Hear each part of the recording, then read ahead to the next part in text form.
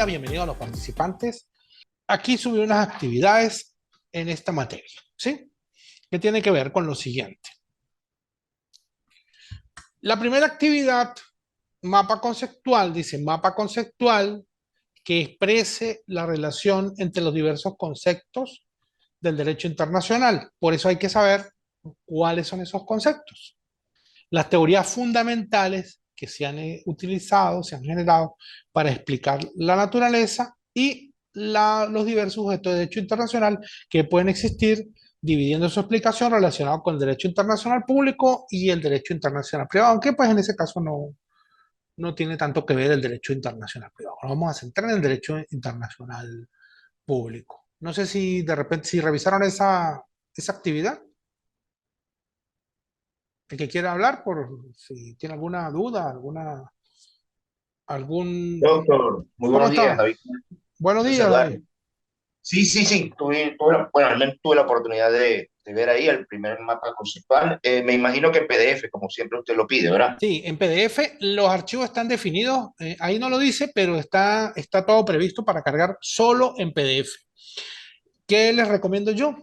En Perfecto. ese mapa conceptual se puede utilizar la herramienta CMaps Tools, que es excelente para hacer mapas conceptuales, y no es necesario reducirnos a un solo mapa, reducir todo a un solo mapa conceptual, sino que pueden hacerse tantos como sea necesario. Recuérdense que el tema es diverso. Dice, los Sí. conceptos del derecho internacional, imagínense eso, son bastantes conceptos, las teorías que se han generado para explicar el derecho internacional y los Esa diversos teoría, sujetos. la teoría monista, la teoría dualista y eso, ¿no? Esas teorías. Y los diversos sujetos de derecho internacional, bueno, no vamos a considerar, yo dije allí lo de derecho internacional privado, pero no los vamos a considerar. Los derechos internacional eh, público, pero recordemos que en muchos casos se ha ampliado esa definición tradicional de solo considerar sujeto de derecho internacional aquellos que estaban dotados de soberanía, que podían darse normativa, ¿sí? Y se ha ampliado un poco ese concepto. Obviamente se ha ampliado a las organizaciones internacionales y también tenemos que ver qué papel juegan las organizaciones internacionales, los movimientos de liberación nacional, eh, la Orden de Malta, pero también hay que revisar qué papel pudieran jugar como sujeto de derecho internacional público las personas privadas, las organizaciones no gubernamentales y las corporaciones transnacionales. Eso es relevante, es curioso, no hay es decir, este mapa conceptual no va a tener una forma única, va a tener la persona, el participante, que tomar decisiones respecto de cuáles son los derechos, sujetos de derecho internacional público. Puede decir, no, yo me quedo en los clásicos, no tengo que hacer menos también, pero también tengo que decir por qué y por qué me quedo en los clásicos, porque no me extiendo, porque no puedo tender a obviar los requerimientos modernos de la necesaria ampliación del concepto de sujeto de derecho internacional público. Informe monográfico sobre la siguiente temática. Esto es una monografía. Aquí no hay que reflexionar demasiado, no hay que presentar una tesis, no, o sea, una tesis en cuanto a decir esto es lo que yo creo, esto se interpreta. No, es simplemente recabar material, procesarlo, entenderlo, analizarlo en el sentido de dividirlo en partes, ¿sí? Para su mayor comprensión. Sintetizar, que es el proceso contrario al análisis. Origen del derecho internacional público, fuentes del derecho internacional público, dentro de esas fuentes, la más importante, los tratados, definición, tipología, régimen jurídico que los caracteriza, el sistema jurídico internacional, fíjense, el sistema jurídico internacional, estructura, organismos que lo conforman, límites para el ejercicio de sus competencias. Cuando sabemos que el sistema jurídico internacional tiende a ser todo menos un sistema, o en todo caso no un sistema cerrado. Y bueno, ahí trae me gustaría hacer algunas definiciones respecto, muy sencillas, respecto al derecho internacional privado, aunque no es el tema que nos ocupa, me gusta porque sería bueno como para realizar una delimitación conceptual. La definición, el campo de acción y las situaciones problemáticas que comprende. Hace aquellos temas de las relaciones entre personas privadas con elementos de extranjería y también el tema del exequatur, bueno, de esos temas que comprenden la ejecución de sentencias extranjeras, el exequatur, y, y, y un poquito una referencia mínima al régimen aplicable a la República Bolivariana de Venezuela, porque no está muy difundido, pero sí está bastante claro que en la República Bolivariana de Venezuela existe una ley de derecho internacional público que yo considero de avanzada, considero muy buena, porque es importante clarificar eso. ¿Por qué? Porque al final el derecho internacional privado no es derecho internacional, es derecho nacional, pero que tiene unas consecuencias en cuanto a la internacionalización de las relaciones privadas. David, coménteme que tiene el micrófono abierto y creo que ha levantado la mano. Sí, doctor, le preguntaba por la extensión o la extensión normal de las normas APA, pues, del ensayo ese o del trabajo monográfico que digo. Claro, no pongo una extensión, sino lo que se considere suficiente por el participante. Obviamente no van a ser 3 páginas, sí, porque uno no puede decir una monografía de 3 páginas, debe de ir por lo menos siquiera, al menos en cuanto a los temas desarrollados, sí, por lo menos unas 10 páginas, sí, y tal vez me quede corto, pero al menos esa extensión para que pudiéramos estar hablando de un trabajo monográfico. Ok, y en, en, ¿Alguna referencia a los otros eh, derechos que tienen connotación con el derecho internacional público, que es el derecho internacional del mar, el derecho internacional humanitario, el derecho de los derechos humanos? No. Sí, claro que sí, porque fíjese que cuando uno va a revisar, por ejemplo, el derecho internacional humanitario, ¿sí? Se va a encontrar, y cuando revisa, por ejemplo, el derecho penal internacional, se va a encontrar que los sujetos de derecho, ¿sí? Que son los estados, crean unas normativas y luego se ven compelidos por esas normativas. Y entonces se ven compelidos por esas normativas y se ven compelidos por organismos que han sido creados por ellos. En los casos de las cortes penales, ¿sí? Es inmensamente sorprendente como ver que estamos frente a un derecho que es generado por los estados, por la voluntad de los estados, por la soberanía estatal. Pero cuando vamos a enfrentarnos al conocimiento de un determinado asunto en una corte penal internacional, ahí ya, si bien no es el término aplicable a un órgano jurisdiccional nacional, sí nos vamos a ver que esa soberanía de los estados va a verse limitada bastante por la actuación de las cortes penales internacionales, de esas cortes, de esos tribunales internacionales.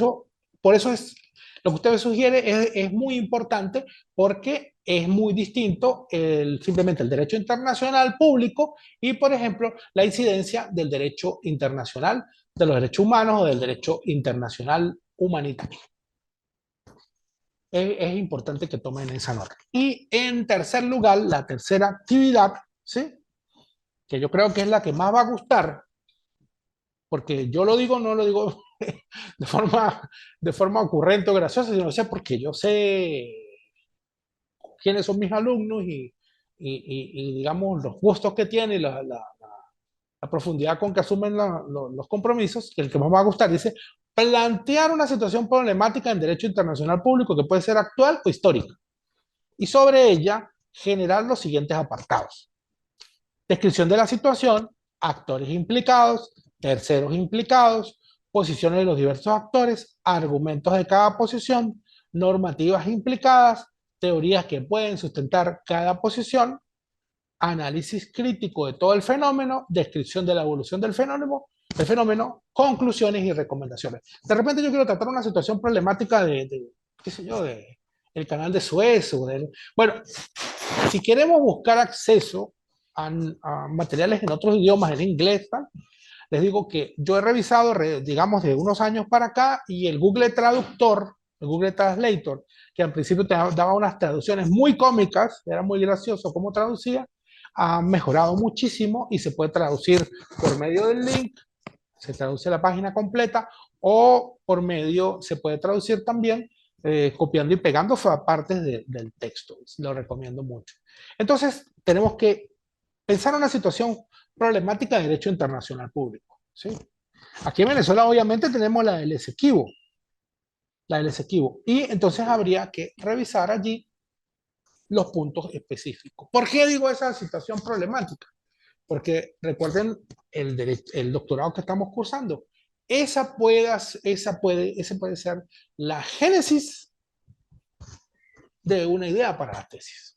Entonces, ahí me gustaría que opinaran, si tienen algo que decir, si tienen alguna iniciativa, alguna inquietud.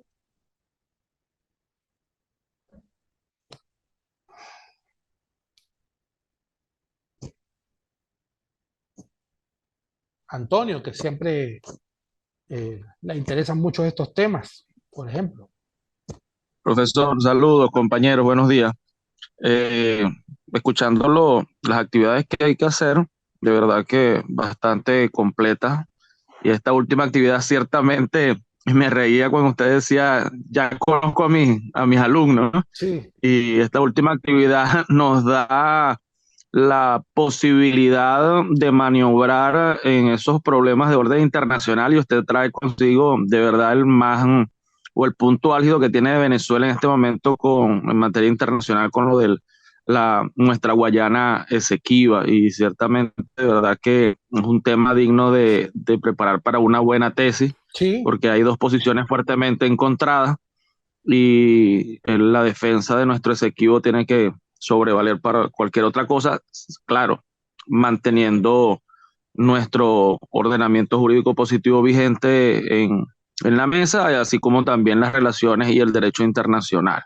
Eh, en cuanto a dudas, profesor, la única que me surge, y me disculpa si no lo escuché o estoy errado, ¿todas las actividades van a ser individuales o podemos hacerlas, por ejemplo, en pareja? Aquí estamos en Apure, Franklin y yo. no, no, son actividades individuales son exigencias de la organización, que yo pues a veces solía hacer actividades en pareja, esta pudiera hacerse, pero realmente se exigen actividades individuales, ¿sí? Se exigen actividades individuales porque pues, digamos, la política de la institución y a ella debemos atenernos. Está bien, profesor, está bien. Ujú. Listo, entonces vamos a seguir entonces con lo que estábamos tratando.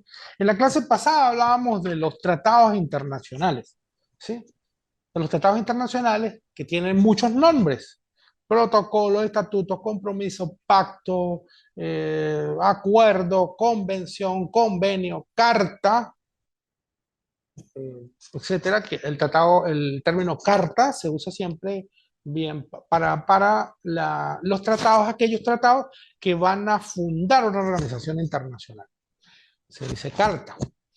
O tiene algunos aspectos específicos, concretos, relevantes para esa organización internacional, por eso se le dice carta. Pero independientemente del nombre que se le dé, los tratados internacionales van a regularse por la misma normativa, van a generar, tienen los mismos requisitos, los tratados internacionales van a generar los mismos efectos. Es decir, los efectos obviamente distintos en cuanto a los aspectos con relación a los cuales yo me voy a vincular, pero los mismos efectos en cuanto a generar obligaciones para los estados, que pueden ser de hard law o de soft law, y que puedan generar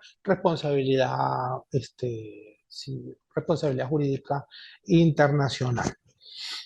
Entonces, un tratado es un escrito celebrado entre estados con un grado de formalidad menor al de... Ah, no, esto es un convenio. Dice que es un grado de formalidad menor que el de un tratado, pero yo no comparto esto. Yo no comparto esto porque, pues, en general, la formalidad al final de los tratados implica el establecimiento de una persona que va a vincular un plenipotenciario, o bien una persona que dentro de los ordenamientos jurídicos tiene los plenos poderes para vincular el jefe de Estado, el jefe de gobierno, el jefe de asuntos exteriores de un Estado, o un plenipotenciario ad hoc, se le ha nombrado para esto, tiene ese requisito, también está el requisito de la negociación, el requisito de la firma de los acuerdos, para simplificarlo, y el requisito de la aprobación por parte de los órganos jurisdiccionales, los órganos legislativos, ¿sí? De cada estado, para que forme parte de su de su ordenamiento jurídico interno. A mí me da risa, sí, me da risa ver cómo de repente a veces los medios de comunicación modifican la realidad jurídica de las cosas. Yo recuerdo cuando Venezuela, la accidentada presencia de Venezuela en el Mercosur por razones políticas, ¿sí? Ahí hubo más que, obviamente era muy beneficioso, muy recomendable la participación, tanto para Venezuela como para los otros países, la participación de Venezuela en el Mercosur, pero entonces se decía, creo que era el Senado de Paraguay, ¿sí? Decían, el Senado de Paraguay está en contra del, del, de la, de la inclusión de Venezuela en el Mercosur. Creo que era el Senado de Paraguay o de Brasil, no me acuerdo. Fue un Senado de un país miembro del Mercosur.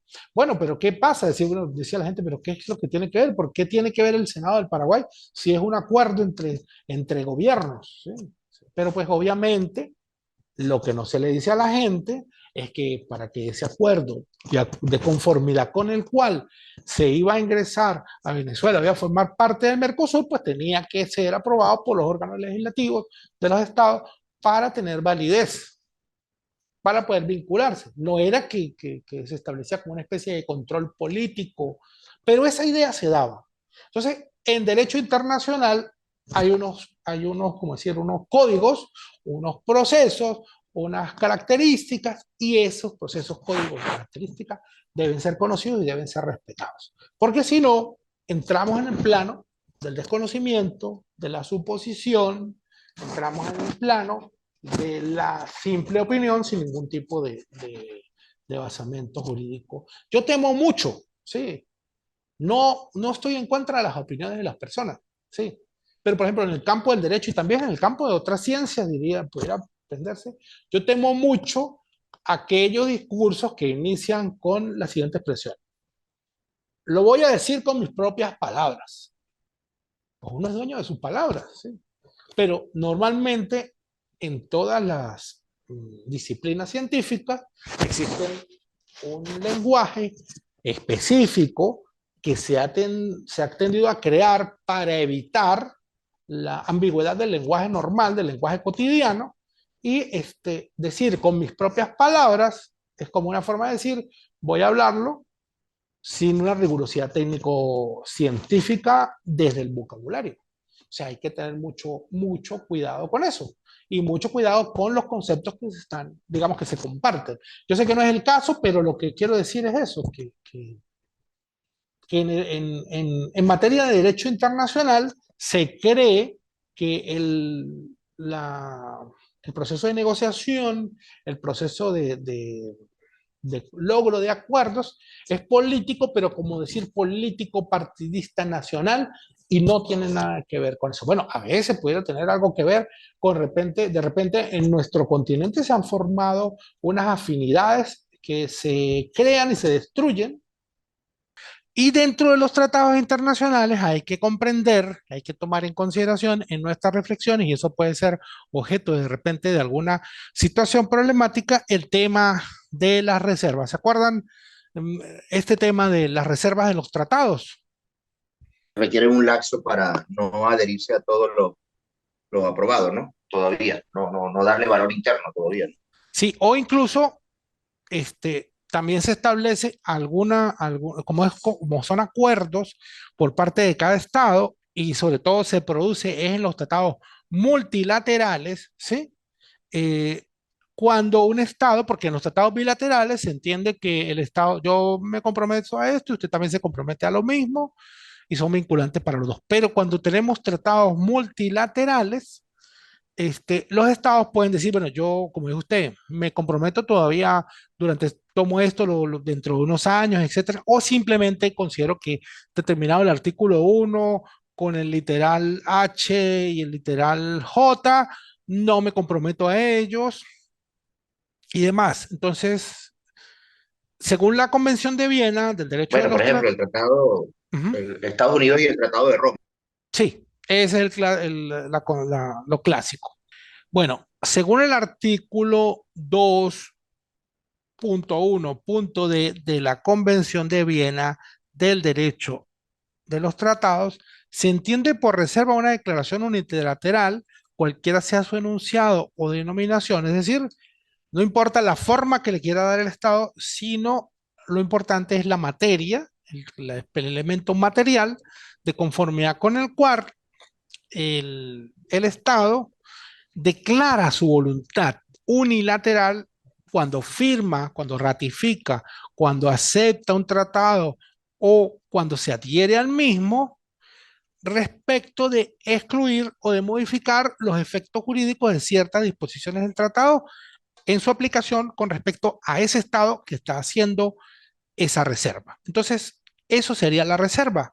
Sería una forma de modificar los efectos de ese tratado respecto del Estado concreto al adherirse, al suscribir, al ratificar, al aceptar o al aprobar un tratado.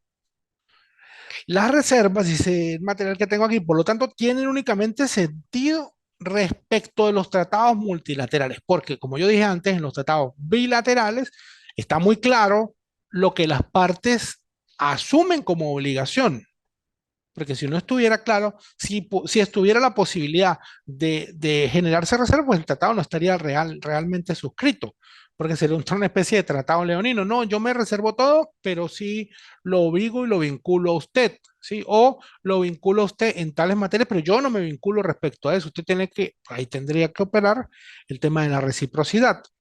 Entonces, las reservas a los tratados bilaterales no plantean problema alguno, porque equivale a una nueva propuesta que se reanuden las negociaciones entre los dos estados, simplemente. Es decir, yo digo, yo tengo esta reserva, entonces, ¿qué tenemos que hacer? Tenemos que ponernos de acuerdo sobre la reserva que usted me está planteando. No hay que aplicar mecanismos algunos más allá de la negociación. Si llegan a un acuerdo, aceptando o rechazando la reserva, se celebra el tratado. Y si no hay acuerdo respecto a esa reserva, pues el tratado no se celebra. ¿Ve? Entonces, eso es importante porque para comprender el alcance digamos, del orden jurídico, del ordenamiento jurídico internacional, no solo hay que revisar el contenido de los tratados, el contenido, digamos, normativo de los tratados, sino las manifestaciones de voluntad concreta realizadas por los estados en la suscripción de esos tratados. Porque pudiera pensarse que frente a un tratado en el cual frente a un tratado de conformidad con el cual se tiene, digamos, una claridad concreta respecto a que estas son las obligaciones vinculantes para los tratados, pudiéramos entender que con respecto a determinado Estado no es vinculante tal o cual circunstancia, dado la reserva presentada oportuna y de conformidad con los procedimientos en la materia por determinado Estado. Más o menos es lo que quería hablar sobre el derecho a los tratados porque pues se va a estudiar como parte de las actividades. Ahora quiero que me hablen ustedes, ¿sí? Que me digan qué es la comunidad internacional. Si me están oyendo, cualquiera, Franklin, Antonio o David, me pueden decir. Doctor, la comunidad en sí es la participación en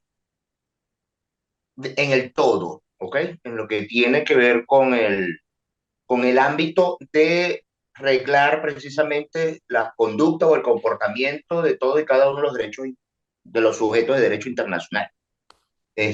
Como usted mencionaba, no solamente son los estados, no solamente son las organizaciones no gubernamentales, también son las grandes corporaciones que hoy día tienen un peso específico y pueden torcer incluso la voluntad de muchos estados, ¿no? Sí, Se son más poderosas estaba, que muchos estados.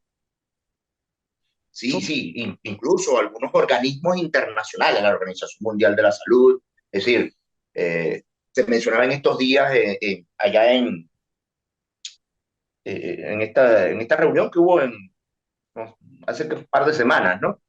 Que la Organización Mundial de la Salud iba en pro de buscar la aprobación de un convenio para casi que establecer una dictadura, como decían algunos, ¿no? En sí. materia de salud y la cosa, ¿no? Bueno, ese es uno de los ejemplos clásicos Bueno, pero de cómo se mueve durante la la pandemia comunidad fue internacional. evidente el poder Sí. desmesurado que tuvo la Organización de la Mundial de la Salud, para bien o para mal. Sí, ya yo creo que mucha gente odiaba a ese señor de la Organización Mundial de la Salud, Wow, porque sí. se manejaba dentro de yo creo que, bueno, eso fue pues, que eso no lo estaba previendo nadie, pero se vio el poder de los estados frente a de la Organización Mundial de la Salud frente a los estados, y hubo de repente, creo que hubo un estado que los expulsó a los representantes de esa Organización Mundial de la Salud. En ese caso se puede ver el peso específico de esas organizaciones internacionales y de las organizaciones no gubernamentales también. Bueno, ahora con respecto a, a la comunidad internacional, existen algunas ideas que me gustaría compartir. Ya nos queda poco tiempo y espero que nos quede suficiente internet. Por ejemplo, el teórico Basabe dice, la comunidad internacional no tiene un fundamento contractual ni una personalidad colectiva compleja. Es decir, no es un contrato social, como pudiéramos asumirlo ante el Estado, no es un ente, digamos, moral, creado por otros entes morales que son los estados, sino él dice que es una institución natural, anterior y superior a toda la sociedad de naciones. Miren lo que dice, natural. Ahí ya tenemos la presencia del justnaturalismo confirmada con esto que dice que es anterior a toda la sociedad de las naciones. Es decir, antes de que se tomase la idea de que vamos a construir una sociedad de naciones, bien sea regional, bien sea mundial, ¿sí? Existe una idea de una comunidad internacional. Ahí tenemos claramente la presencia del naturalismo. Entonces, dice Basabe, no confundamos la comunidad internacional con las formaciones puramente sociológicas que se han dado o se pueden dar en la historia. Por ejemplo, no confundir comunidad internacional con las ligas árabes, por decir, no la liga árabe como eso, sino la unión del mundo árabe, la unión natural de los estados latinoamericanos al compartir elementos, bueno, compartimos elementos culturales, nos tenemos aprecio, nos odiamos y todo eso, pero pues digamos son formaciones sociológicas naturales. Continúa Basavi diciendo, la comunidad internacional es una idea objetiva, incorporada a la organización, idea directora que establece vínculos orgánicos de los estados entre sí y de estos con la comunidad internacional. Idea directora que es el principio de unidad, forma de la comunidad internacional. El fin de la comunidad internacional marca el término de su acción y resume el bien común interestatal.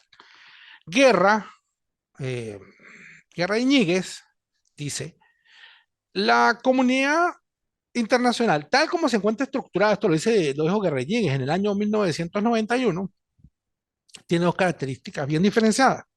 Es un ente distinto de los asociados, es decir, es distinto de los estados y distinto de la suma de los estados, sean estos de grandes proporciones geográficas o no.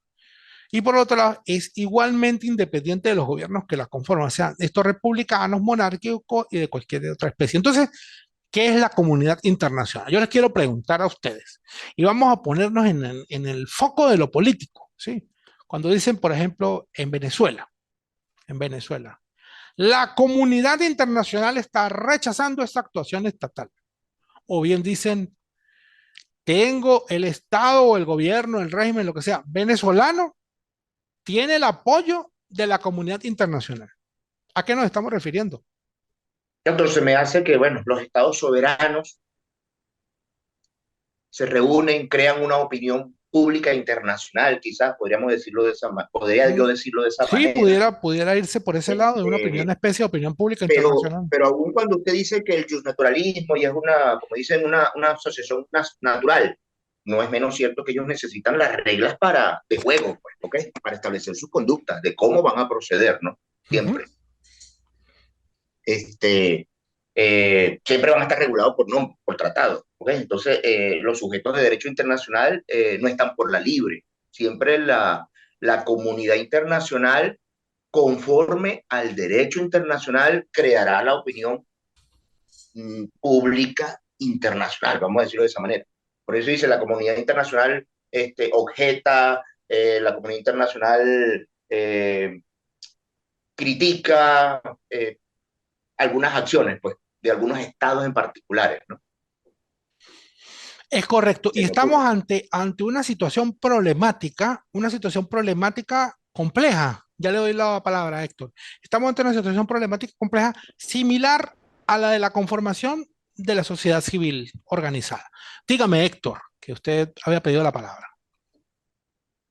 Bueno, no, estábamos con el internet grave. Sí, aquí estamos Pero sí, terribles. ciertamente esto sería básicamente un consenso, ¿no? Un consenso en el cual vamos a determinar las acciones o la opinión de un conjunto de países o incluso ya hoy sea hasta de bloques, los bloques de la Comunidad Europea, el bloque de Asia, África. Entonces, lo importante aquí sería es, aparte de esa opinión o ese consenso, cuál sería la estrategia a seguir, tanto en pro como en contra, ¿no? Tanto apoyo como en coacción. Sí, es correcto. Es correcto porque usted toca esos aspectos relativos a las características de esa sociedad internacional. Y usted me dice, me habla de consensos. Y consenso, en la existencia de consensos, también puede prever la existencia de disensiones, de desacuerdos. Entonces, la comunidad internacional se dice que es abierta porque tiende a que se institucionalice, quiere ir hacia la institucionalización de un sistema jurídico llamado derecho internacional que debiera abarcar todo el orbe, ¿sí? Debiera abarcar todo el orbe. Y lo vemos tranquilamente, por ejemplo, en los objetivos de la Agenda 2030, la satanizada Agenda 2030. Pero también es cerrada, y ya le doy la oportunidad a David, también es cerrada porque frente a esos consensos y a esos disensos, los estados siempre van a oponer la soberanía como freno, la soberanía estatal como freno a la acción de otros estados y como freno a la influencia de los organismos internacionales, incluso dentro de materias que han sido aprobadas por ellos mismos. Dígame, David. Este, doctor, no, la situación o la problemática que acabamos de pasar nosotros, como el bloque del CARICOM, como la opinión internacional prácticamente, no, cómo nos dejaron solos, eso es lo que yo quiero expresar, ¿no? Me dio dolor ver que Venezuela estaba sola en su reclamación con el Esequibo y la cosa, ¿no? Casi todo el espectro y el entorno internacional casi que se alió con Guyana, ¿no? Entonces el CARICOM, tanto que los hemos ayudado y cómo nos dejaron solos, es decir, esa opinión internacional o esa comunidad internacional, cómo la comunidad internacional prácticamente no estaba de acuerdo con lo que estaba Venezuela realizando en ese momento, ¿no? Sí, recuerda, eso Mi opinión. nos retrotrae recuerda aquellas teorías donde hablábamos la explicación de las relaciones internacionales propuestas por Kant, donde él asemejaba a los estados a personas que querían el bien común, que podían ir en diversas situaciones, pero que siempre iban a tender hacia el bien común. Bueno, en esos casos, los estados se han comportado como individuos de una sociedad y van, como de quien dice, la comunidad internacional, la opinión de la comunidad internacional también es, eh, digamos, representa muchos vaivenes. Dígame, Héctor, que veo que quiere opinar. Bueno, en esos casos se dice que la comunidad internacional tiene una apertura. ¿Cuál interés? Dígame, interés? Héctor. Dígame, Héctor. Le estoy oyendo ahora sí. Aunque no, sí, lo que comentaba eso, es que todo obedece a los intereses como persona natural, jurídica, o incluso el Estado como persona, como se dice, ¿cuál interés que prima? ¿Con qué me voy a aliar por interés? ¿O cuáles son los intereses comunes que van a favorecer a un grupo y lamentablemente a favorecer al otro? Siempre donde hay una relación, hay uno que está siempre más favorecido que el otro. Bueno, en esos casos, Doctor, dígame. intereses y aliados naturales, porque siempre van a existir aliados naturales. Por ejemplo, el caso de Estados Unidos con Israel, uno sabe lo que está sucediendo allí. El caso del CARICOM con Guyana, pues son aliados naturales, son socios, es decir, tienen más afinidad con Guyana que con Venezuela, aun cuando Venezuela pertenece a la comunidad del Caribe, pues. Sí, efectivamente, que en América Latina, para bien o para mal, ha habido una cierta tendencia ideológica simplista izquierda-derecha, que ha permitido alianzas y acuerdos más que entre estados, entre gobiernos, porque encontramos de repente que, por decir, Argentina se ha aliado con Venezuela, con Bolivia y Cuba, y de repente cambia el régimen y cambia también la afinidad o no. Entonces se guía también por afinidades ideológicas. Entonces eso todo hay que comprenderlo. Para comprender el derecho internacional hay que comprender la comunidad internacional. Todos esos vaivenes que ustedes me han dicho, todos son correctos. Eso ha producido, ¿qué ha producido eso? Lo que se llama la fragmentación del derecho internacional, porque se ha tendido al regionalismo y se ha tendido a la especialización. Es decir, para conformar acuerdos, tratados, organizaciones internacionales, regionales, de estados que tengan cercanías geográficas, incluso a veces no tanta cercanía geográfica, y especialización en determinadas materias, y esa especialización se ha visto, por ejemplo, con la UNASUR, tanto para su nacimiento como para su muerte, porque pues no ha muerto, digamos, oficialmente, pero está como andando así ¿cómo se llama eso? Como The Walking Dead, ¿sí? Para la especialización incluso en materia ideológica. Un Cuénteme. cadáver insepulto. Algo así, No, un cadáver realmente. insepulto. Un cadáver insepulto, pero que realmente si uno lo ve desde el punto de vista práctico, todas las iniciativas de integración son provechosas, pero los cambios de políticos, sí, en distintos países, distintos a Venezuela, le dieron esa muerte sin sepultura a la UNASUR, que yo considero debió ser ampliada, debió ser apoyada, pues como mecanismo de integración regional. Porque imagínense, si Europa se hubiera mantenido sobre eso, no serían la gran potencia que es la Unión Europea hoy en día. Pero bueno, somos latinoamericanos y de allí viene nuestra orilla. Bueno, la idea de hoy era empezar, pues, un poquito a discutir el plan de evaluación y un poquito también conversar en términos de mayor profundidad, no simplemente una clase donde el profesor viene a repetir nociones del libro, sino que nos permita ayudarnos en construir el conocimiento juntos, sobre todo sabiendo yo, digamos, como yo conozco a mis alumnos, el grado de interés, de preparación de estudio y de reflexión que tienen. Aprovecho para despedirme, no sé, le cedo la palabra si alguien tiene alguna inquietud. Profesor, agradecido siempre con usted. Muchas gracias a ustedes.